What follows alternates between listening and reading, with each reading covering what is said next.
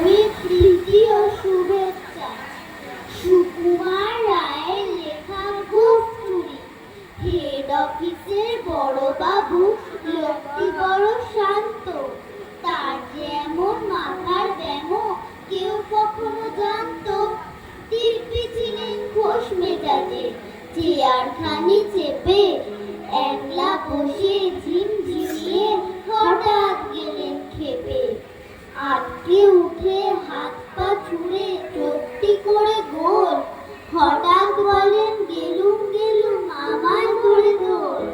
তাই শুনে কেউ পত্নী ডাকে, কেউ বা হাতে পুলিশ, কেউ বা বলে কামড়ে দেবে সাবধানে পুলিশ। ব্যস্ত সবাই এদিক ওদিক হচ্ছে ঘোরাঘুরি, বাবু ভাবেন ওরে আমার গোপ গিয়েছে চুরি। গোপ হারানো আজব কথা, তাও কি